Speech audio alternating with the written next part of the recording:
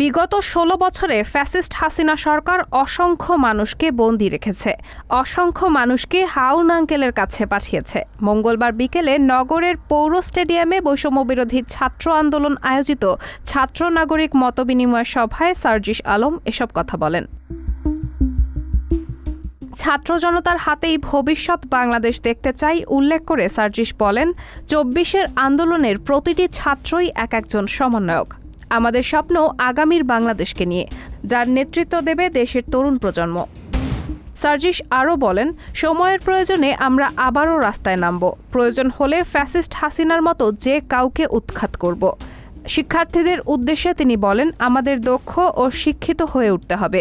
শিক্ষার্থীদের প্রধান কাজ লেখাপড়া করা, আর যারা ছাত্রদের ওপর হামলা করেছিল তাদের বিচার না দেখা পর্যন্ত আমাদের শান্তি হবে না। যে চিহ্নিত সন্ত্রাসীরা আমাদের ওপর গুলি চালিয়েছিল তাদের গ্রেফতার করে বিচারের আওতায় আনতে হবে। নারায়ণগঞ্জকে প্রাচ্যের ডান্ডি উল্লেখ করে তিনি বলেন, আপনারা এই প্রাচ্যের ডান্ডির গর্বিত বাসিন্দা। ভবিষ্যতে আমরা নারায়ণগঞ্জ থেকেই বেশি বেশি নেতৃত্ব দেখতে চাই। মতবিনিময় সমাবেশে অন্যান্যের মধ্যে বক্তব্য রাখেন আন্দোলনের সমন্বয়ক আসিফ আদনান, আবদুল্লাহ সালেহিন অয়ন, শাহিন মিয়া, মেহরাব সিফাত, আব্দুর রহমান ও ফারজানা মুনা। পবিত্র কুরআন থেকে তিলাওয়াত ও গীতা পাঠের মধ্য দিয়ে সমাবেশের শুরু হয়। এরপর সমবেত ছাত্র জনতা একসঙ্গে জাতীয় সঙ্গীত গায়। পরে আন্দোলনে নিহত শহীদদের স্মরণে ১ মিনিট নীরবতা পালন করা হয়।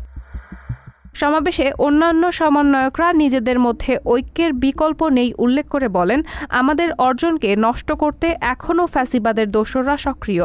তারা আমাদের মধ্যে ফাটল ধরিয়ে আমাদের অর্জনকে নস্যাৎ করতে চায়। কোনো অপশক্তিকে কোনোভাবেই ২৪-এ আমাদের অর্জিত স্পিরিটকে নষ্ট করতে দেবেন না।